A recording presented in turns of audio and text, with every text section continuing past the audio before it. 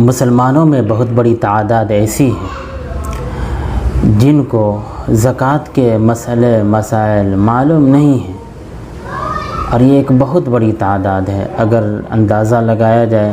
تو 80% یا 90% ایسے مسلمان ہیں کہ جن کو زکوٰۃ کے بارے میں صحیح مسائل معلوم ہی نہیں ہیں۔ اب مسائل معلوم نہ ہونے کی وجہ سے اس سلسلے میں غلطیاں کرتے ہیں، کبھی تو زکوٰۃ ادا ہی نہیں کرتے،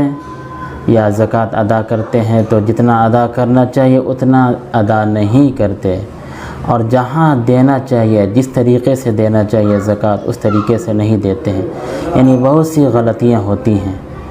اور ان غلطیوں پر اڑے رہنا، مصر رہنا یہ اچھی بات نہیں ہے، بلکہ ہم اسلام کو ماننے والے ہیں، اس کو سیکھنا پڑتا ہے، سیکھنا چاہیے اور عمل کرنا چاہیے تاکہ ہم اللہ کی رضا حاصل کریں اور اللہ کے غضب سے بچیں۔ یہی اسلام کا طریقہ ہے، یہی اسلام کا مزاج ہے۔ زکوٰۃ کا مسئلہ کوئی ایسا مسئلہ نہیں ہے کہ اس کو ہم سیکھ ہی نہیں پائیں گے، اور یہ اتنا آسان بھی نہیں ہے کہ چٹکیوں میں سیکھ لیں گے۔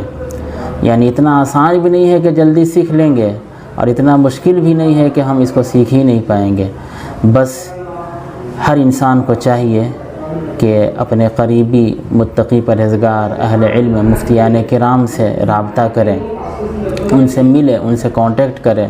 اور ان سے پوچھیں کہ ان کے اوپر زکوٰۃ فرض ہے یا نہیں، یعنی اپنے مال کے بارے میں ان کو تفصیلات بتائیں، ڈیٹیل بتائیں،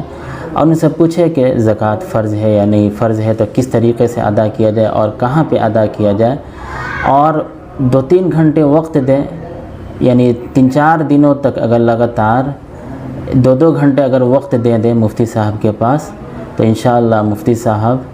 زکوٰۃ کے بارے میں اتنے مسائل بتا دیں گے کہ زندگی بھر آپ ان سے فائدہ اٹھاتے رہیں گے، اور بہت مسائل آپ سیکھ لیں گے۔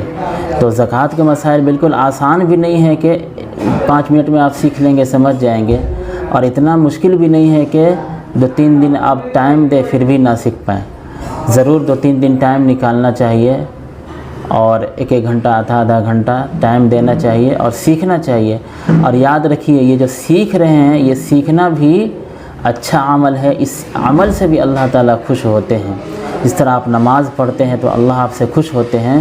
اس طرح یہ دین سیکھنا، زکوٰۃ کے مسائل سیکھنا، فون کے ذریعے سے، یوٹیوب کے ذریعے سے، فیس بک کے ذریعے سے، یا باضابطہ مفتی صاحب کے پاس بیٹھ کر اگر آپ سیکھ رہے ہیں تو آپ کا یہ سیکھنا بھی دین کا کام ہے، اس سے بھی اللہ تعالیٰ خوش ہوتے ہیں۔ لیکن یاد رکھیں کہ جب فون کا استعمال کریں تو غلط طریقے جو ہیں، غلط جو باتیں ہیں